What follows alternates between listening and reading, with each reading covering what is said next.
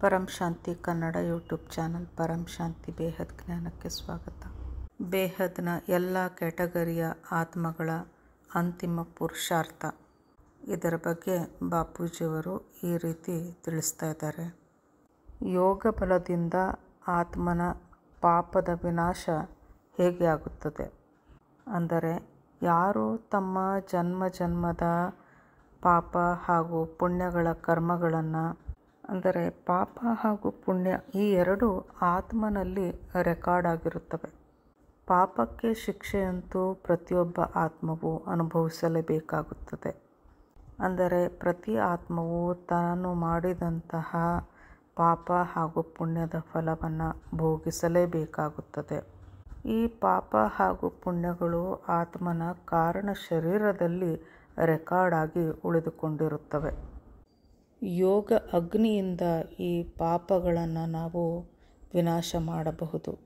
ಅದು ಹೇಗೆ ಎಂದರೆ, ಉದಾಹರಣೆಗೆ ನಾವು ಈ ಬ್ರಹ್ಮಾಂಡದ ಶಿವ ಅಥವಾ ಮಹಾಶಿವ ಪರಮಹಾಶಿವನಿಗೆ ಧ್ಯಾನಿಸಿದಾಗ ಅಥವಾ ಆಲ್ಮೈಟಿ ಅಥಾರಿಟಿಯನ್ನು ಧ್ಯಾನಿಸಿದಾಗ, ಸರಿಯಾದ ವಿಧಿ ವಿಧಾನಗಳಿಂದ ನಾವು ಧ್ಯಾನಿಸಿದಾಗ ನಮಗೆ ಪವರ್ ಹೌಸಿಂದ ಪವರ್ ಸಿಗುತ್ತದೆ. ಅಂದರೆ ಯಾರನ್ನು ಧ್ಯಾನಿಸುತ್ತೇವೋ, ಆಲ್ಮೈಟಿಯನ್ನು ಧ್ಯಾನಿಸಿದರೆ ಅಲ್ಲಿಂದ ನಮ್ಮ ಆತ್ಮಕ್ಕೆ ಆತ್ಮಶಕ್ತಿಯು ಸಿಗುತ್ತದೆ. ಅಲ್ಲಿಂದ ನಮ್ಮ ಆತ್ಮಕ್ಕೆ ಪವರ್ ಬಂದಾಗ ನಮ್ಮ ಆತ್ಮನಲ್ಲಿ ಪರಮ ತತ್ವಗಳು ಬರುತ್ತವೆ, ಪರಮ ಪ್ರಕಾಶವು ಬರುತ್ತದೆ. ಅಂದರೆ ಆತ್ಮದಲ್ಲಿ ದಿವ್ಯ ಶಕ್ತಿಯು ತುಂಬಿಕೊಳ್ಳುತ್ತದೆ. ಇದರಿಂದ ಅಂದರೆ ಆತ್ಮನಲ್ಲಿ ಪ್ರಕಾಶವು ಬಂದಾಗ, ಶಕ್ತಿಯು ಬಂದಾಗ ನಮ್ಮ ಆತ್ಮದ ಕಾರಣ ಶರೀರದಲ್ಲಿ ರೆಕಾರ್ಡ್ ಆಗಿರುವಂತಹ ಪಾಪ ಹಾಗೂ ಪುಣ್ಯದ ಖಾತೆ ಎಲ್ಲವೂ ವಿನಾಶ ಹೊಂದುತ್ತದೆ, ಅಳಿಸಿ ಹೋಗುತ್ತವೆ, ಸುಟ್ಟು ಭಸ್ಮವಾಗಿ ಬಿಡುತ್ತದೆ. ಆಗ ಆತ್ಮ ಕರ್ಮಾತೀತ ಸ್ಥಿತಿಗೆ ಬರುತ್ತದೆ.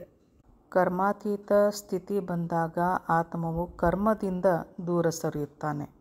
ಅಂದರೆ ಎಲ್ಲ ಕರ್ಮಗಳು ಅಳಿಸಿ ಹೋಗಿ ಆತ್ಮವು ಎಷ್ಟು ಹಗುರವಾಗಿ ಬಿಡುತ್ತದೆ ಅಂದರೆ, ಆತ್ಮನಲ್ಲಿರುವ ಮನಸ್ಸು ನಿಸ್ಸಂಕಲ್ಪವಾಗಿ ಬಿಡುತ್ತದೆ. ಆಗ ಅದಕ್ಕೆ ಜ್ಞಾನದ ಅರಿವಾಗುತ್ತದೆ. ಅಂದರೆ ತಾನು ಪರಂಧಾಮಕ್ಕೆ ಹೋಗಬೇಕು ಎಂಬ ಅರಿವು ಬರುತ್ತದೆ. ಆತ್ಮನಲ್ಲಿ ಮನಸ್ಸಿದೆ, ಮನಸ್ಸಿನಲ್ಲಿ ಬುದ್ಧಿ ಇದೆ, ಬುದ್ಧಿಯಲ್ಲಿ ಸಂಸ್ಕಾರವಿದೆ. ಮನಸ್ಸೇ ಹಗುರವಾದಾಗ ಅಂದರೆ ಮನಸ್ಸು ಖಾಲಿಯಾದಾಗ ಸಂಸ್ಕಾರಗಳು ಸುಟ್ಟು ಭಸ್ಮವಾಗುತ್ತವೆ. ನಂತರ ಬುದ್ಧಿಯು ಇರುವುದೇ ಇಲ್ಲ, ಅಂದರೆ ಬುದ್ಧಿಯು ವಿನಾಶವಾಗುತ್ತದೆ. ಆಗ ಜ್ಞಾನವು ಚೆನ್ನಾಗಿ ಅರಿವಾಗುತ್ತದೆ. ಧ್ಯಾನಕ್ಕೆ ಬರುತ್ತಾನೆ. ಕರ್ಮಾತೀತ ಸ್ಥಿತಿಗೆ ಬಂದಾಗ ಪರಂಧಾಮಕ್ಕೆ ಹೋಗಬೇಕು ಎಂದು ಜ್ಞಾನಿ ಆತ್ಮವು ಬಯಸುತ್ತಾನೆ. ಈ ಅಭ್ಯಾಸವನ್ನು ಸಾಧಾರಣ ಆತ್ಮರು ಮಾಡುವುದಿಲ್ಲ. ಜ್ಞಾನಿ ಆತ್ಮರೇ ಈ ಅಭ್ಯಾಸವನ್ನು ಮಾಡುತ್ತಾರೆ. ಕರ್ಮಬಂಧನಗಳೆಲ್ಲ ಅಳಿಸಿ ಹೋದಾಗ ಆತ್ಮವು ಹಗುರವಾಗುತ್ತದೆ, ನಿಸ್ಸಂಕಲ್ಪವಾಗಿ ಬಿಡುತ್ತದೆ. ಇದರಿಂದ ಆಕಾಶ ತತ್ವವು ಹೆಚ್ಚುತ್ತಾ ಹೋಗುತ್ತದೆ. ಆಗ ಮೇಲೆ ಹೋಗುವಂತಹ ಶಕ್ತಿಯು ವೃದ್ಧಿಸುತ್ತಾ ಹೋಗುತ್ತದೆ. ಈ ಸ್ಥಿತಿಯಲ್ಲಿ ತಲುಪಿದಾಗ ಜ್ಞಾನಿ ಆತ್ಮ ಇಚ್ಛಾ ಮರಣವನ್ನು ಸಹ ಹೊಂದಬಹುದಾಗಿದೆ. ಅಂದರೆ ತಾನು ಬಯಸಿದಾಗ ಶರೀರವನ್ನು ಬಿಡಬಹುದಾಗಿದೆ. ಹೀಗೆ ಶರೀರವನ್ನು ತ್ಯಜಿಸಿದಂತಹ ಜ್ಞಾನಿ ಆತ್ಮ ನಿಧಾನವಾಗಿ ಪರಂಧಾಮವನ್ನು ಸೇರುತ್ತದೆ, ಜೀವನ್ಮುಕ್ತಿಯನ್ನು ಹೊಂದುತ್ತದೆ. ಭಕ್ತಿ ಮಾರ್ಗದಲ್ಲಿರುವಂತಹ ಆತ್ಮ ಪ್ರಾಣವನ್ನು ತ್ಯಜಿಸಿದಾಗ ಸ್ವರ್ಗವನ್ನು ಸೇರುತ್ತದೆ. ಇದಕ್ಕೂ ಮೇಲಿನ ಲೋಕಗಳಿಗೆ ಅದು ಹೋಗುವುದಿಲ್ಲ. ಪುನಃ ಮರಳಿ ಮತ್ತೆ ಈ ಮೃತ್ಯು ಲೋಕಕ್ಕೆ ಬರುತ್ತದೆ ಅಥವಾ ನರಕವನ್ನು ಸಹ ಸೇರುತ್ತದೆ. ಆದರೆ ಜ್ಞಾನವನ್ನು ಬೇಹದ್ ಜ್ಞಾನವನ್ನು ಪಡೆದಂತಹ ಆತ್ಮ, ಬೇಹದ್ ಜ್ಞಾನ ಅಂದರೆ ಮೇಲಿನ ಡೈಮೆನ್ಷನ್ಗಳ ಜ್ಞಾನವನ್ನು ಹೊಂದಿರುವಂತಹ, ಪರಮ ಜ್ಞಾನವನ್ನು ತಿಳಿದಿರುವಂತಹ, ಮೇಲಿನ ಲೋಕಗಳ ಜ್ಞಾನವನ್ನು ಪಡೆದಂತಹ ಆತ್ಮ ತನ್ನ ಪುರುಷಾರ್ಥವನ್ನು ಮಾಡಿ, ಅಂದರೆ ತಪಸ್ಸನ್ನು ಮಾಡಿ, ಧ್ಯಾನವನ್ನು ಮಾಡಿ ಮೇಲಿನ ಲೋಕಗಳಿಗೆ ಹೋಗಬಲ್ಲದು. ಒಂದು ವೇಳೆ ಅದು ನಿರಾಕಾರಿ ಸ್ಟೇಜ್ಗೆ ಬಂದರೆ ನೇರವಾಗಿ ಪರಂಧಾಮವನ್ನು ಸೇರಬಹುದು. ನಿರಾಕಾರಿ ಸ್ಥಿತಿ ಎಂದರೆ ಅದು ಆತ್ಮನ ಬಹಳ ಹೈಯರ್ ಲೆವೆಲ್ ಸ್ಟೇಜ್ ಆಗಿದೆ. ನಿರಾಕಾರಿ ಸ್ಥಿತಿಯಲ್ಲಿ ಹೊರಟಂತಹ ಆತ್ಮ ತಾನು ಎಲ್ಲಿಗೆ ಹೋಗಲು ಬಯಸುತ್ತದೆಯೋ ಅಲ್ಲಿ ಹೋಗಿ ಸೇರಬಲ್ಲದು. ನಿರಾಕಾರಿ ಸ್ಟೇಜ್ನಲ್ಲಿ ಕರ್ಮಾತೀತ ಸ್ಥಿತಿ ಇರುತ್ತದೆ. ಯಾವ ಬಂಧನಗಳು ಸಹ ಇರುವುದಿಲ್ಲ.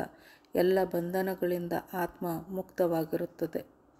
ಹೀಗಾಗಿ ತಾನು ಬಯಸಿದೆಡೆ ಅದು 1 ಸೆಕೆಂಡ್ನಲ್ಲಿ ಹೋಗಿ ಸೇರುತ್ತದೆ. ಕೇವಲ ನಮ್ಮ ಬ್ರಹ್ಮಾಂಡದ 7 ಲೋಕಗಳಲ್ಲ, ಮೇಲಿನ ಮಹಾಬ್ರಹ್ಮಾಂಡದ ಲೋಕಗಳನ್ನೂ ಸಹ, ಅಂದರೆ ಗ್ಯಾಲಕ್ಸಿಗೂ ಸಹ ಹೋಗಬಲ್ಲದು ಹಾಗೂ ಅಲ್ಲಿಂದ ಯೂನಿವರ್ಸನ್ನು ಸಹ ತಲುಪುತ್ತದೆ. ಇದೆಲ್ಲವೂ ಆತ್ಮನ ಅನೇಕ ಕ್ಯಾಟಗರಿಯ ವಿಷಯವಾಗಿದೆ. ಯಾವ ಆತ್ಮ ಯಾವ ಕ್ಯಾಟಗರಿಯ ಆತ್ಮವಾಗಿದೆ, ಯಾವ ರೀತಿಯ ಪುರುಷಾರ್ಥವನ್ನು ಮಾಡುತ್ತದೆ, ಅದರ ಮೇಲೆ ಆತ್ಮನ ಪ್ರಯಾಣ ಅವಲಂಬಿಸಿದೆ. ಯಾವುದೇ ಕ್ಯಾಟಗರಿಯ ಆತ್ಮವಾಗಿರಲಿ, ತಾನು ನಿರಾಕಾರ ಸ್ಥಿತಿಯನ್ನು ಹೊಂದಿ ತಾನು ಪುರುಷಾರ್ಥವನ್ನು ಮಾಡಬೇಕು ಎಂದು ಅರಿವಾದಾಗ, ಅಂದರೆ ನಾನು ಆತ್ಮ ನಿರಾಕಾರನಾಗಿದ್ದೇನೆ, ನನ್ನ ನಿಜವಾದ ಸ್ವರೂಪವೇ ನಿರಾಕಾರಿ ಸ್ವರೂಪವಾಗಿದೆ, ಆತ್ಮನ ಅನಾದಿ ಸ್ವರೂಪವೇ ನಿರಾಕಾರ ಸ್ವರೂಪವಾಗಿದೆ ಎಂದು ತಿಳಿದುಕೊಂಡು ಈ ರೀತಿ ಪುರುಷಾರ್ಥವನ್ನು ಮಾಡಿದಾಗ, ಯಾವುದೇ ಆತ್ಮವಾಗಿರಲಿ ಅದು ನಷ್ಟಮೋಹ ಸ್ಥಿತಿಯಲ್ಲಿ, ನಿರಾಕಾರಿ ಸ್ಥಿತಿಯಲ್ಲಿ ತನ್ನ ದೇಹವನ್ನು ತ್ಯಜಿಸಿದಾಗ ಅದು ಮೇಲಿನ ಲೋಕಗಳಿಗೆ ಹೋಗುತ್ತದೆ. ತಾನು ಬಯಸಿದರೆ ನೇರವಾಗಿ ಪರಂಧಾಮವನ್ನು ಸೇರುತ್ತದೆ. ಮೇಲೆ ಅನೇಕ ಲೋಕಗಳಿವೆ, ಅನೇಕ ಡೈಮೆನ್ಷನ್ಗಳಿವೆ. ಆತ್ಮಗಳು ತಮ್ಮ ತಮ್ಮ ಜ್ಞಾನ, ಯೋಗ, ತಮ್ಮ ಪುರುಷಾರ್ಥಕ್ಕೆ ಅನುಗುಣವಾಗಿ ಮೇಲಿನ ಲೋಕವನ್ನು ಸೇರುತ್ತವೆ. ಇದೆಲ್ಲವೂ ಭಕ್ತಿ ಮಾರ್ಗದಲ್ಲಿರುವ ಜನರಿಗೆ ತಿಳಿಯುವುದಿಲ್ಲ.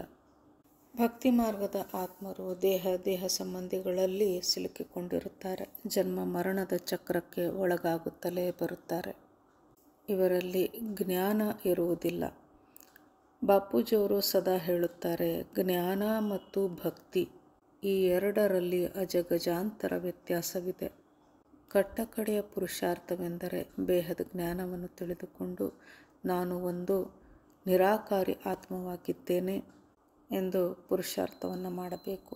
ಈಗ ಅಂತಿಮ ಸಮಯದಲ್ಲಿ ಆಕಾರಿ ರೂಪದಲ್ಲಿ ಅಲ್ಲ, ನಿರಾಕಾರ ರೂಪದಲ್ಲಿ ಪುರುಷಾರ್ಥವನ್ನು ಮಾಡಿ ಆಲ್ಮೈಟಿಯೊಂದಿಗೆ ಕನೆಕ್ಟ್ ಆಗಿ ಸರಿಯಾದ ವಿಧಾನದಿಂದ ಆಲ್ಮೈಟಿಯಲ್ಲಿ ಯೋಗವನ್ನು ಮಾಡಿ ಪರಮಶಾಂತಿಯನ್ನು ಎಲ್ಲೆಡೆ ಹರಡಿದಾಗ, ಇಂತಹ ಆತ್ಮ ತಾನು ಶರೀರವನ್ನು ತ್ಯಜಿಸಿದಾಗ ಆ ಆತ್ಮ ತನ್ನ ಸೃಷ್ಟಿಕರ್ತನೆಲ್ಲಿದ್ದಾನೆಯೋ ಅಲ್ಲಿಗೆ ಹೋಗಿ ಸೇರಿಕೊಳ್ಳುತ್ತದೆ.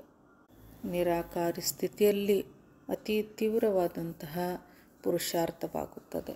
ಅತಿ ಶೀಘ್ರದಲ್ಲಿ ತಾನು ಬಯಸಿದೆಡೆ ಹೋಗಬಹುದಾಗಿದೆ. ಪರಂ ಶಾಂತಿ. ಪರಮ ಶಾಂತಿ ಸೋಚೋ ಬೋಲೋ ಪರಂ ಶಾಂತಿ. Join us daily for our morning live meditation, Monday to Saturday, 5:30 to 6:30 a.m. Join us daily for live meditation, 10 p.m. to 11 p.m. on YouTube Live. Subscribe now. Website www.paramshanti.org. Email us anand@paramshanti.org. Like, share, subscribe. Join today. बेहद की परम शांति सो